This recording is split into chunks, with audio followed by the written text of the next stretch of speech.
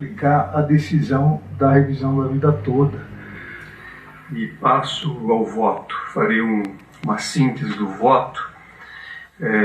Aqui, como já dito da tribuna, a questão consiste em saber se a suspensão do processamento de demandas relativas ao tema 1102 de repercussão geral deve ser mantida mesmo após as decisões proferidas pelo plenário do Supremo Tribunal Federal no julgamento das ADIs 2110 e 2111, que trataram da chamada revisão da vida toda. Eu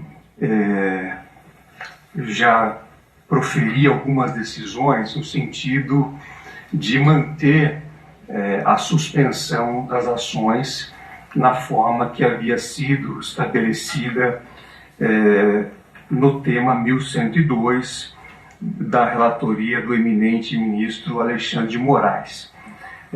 Verifiquei que alguns colegas, inclusive desta primeira turma, têm adotado uma solução diversa no sentido da improcedência das reclamações para determinar ou permitir o julgamento das demandas a partir das ADIs 2110 e 2111.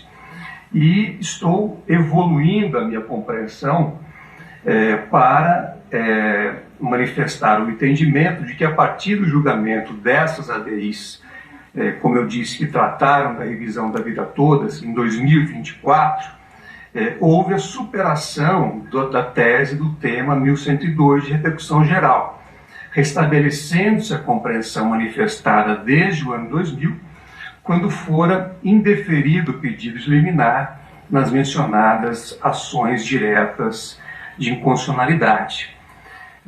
Nesse contexto em que houve pronunciamento do órgão máximo da Suprema Corte, com efeito vinculante e eficácia erga omnes, no sentido da superação da tese do tema 1102 de repercussão geral, entendo que os processos sobre o tema da revisão da vida toda devem voltar a tramitar. A livre tramitação dos processos sobre o tema 1102 prestigia o direito à razoável duração do processo e também ao que foi decidido, evidentemente, naquelas ações de controle concentrado.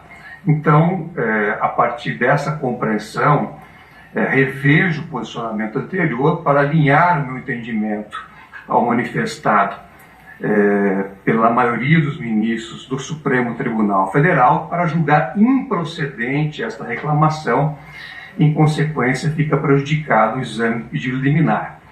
Como houve a angularização da relação processual, condena o reclamante ao pagamento de honorários de advogado que fixo no valor de R$1.000, nos termos do artigo 85 do Código de Processo Civil, a ser executado perante as instâncias ordinárias, respeitada a justiça gratuita à hora concedida. Então esse é meu voto. Faço então uma evolução da minha compreensão e ouço agora o voto do ministro Flávio Dino. Presidente, Pois não, ministro Alexandre. eu não tinha recebido, cumprimento primeiro Vossa Excelência, os colegas, doutora Cláudia, eu não tinha recebido o voto de Vossa Excelência e na verdade, nos vários julgamentos das duas turmas, a questão é meio empatada. E agora, recentemente, no embargo de declaração, nas ações diretas, ou até por sugestão do ministro Toffoli, houve uma modulação em relação a como aplicar a decisão da revisão da vida toda para aqueles que já tinham decisões favoráveis, o que, eu reitero, justifica até que esteja findado o julgamento das ADIs, a suspensão.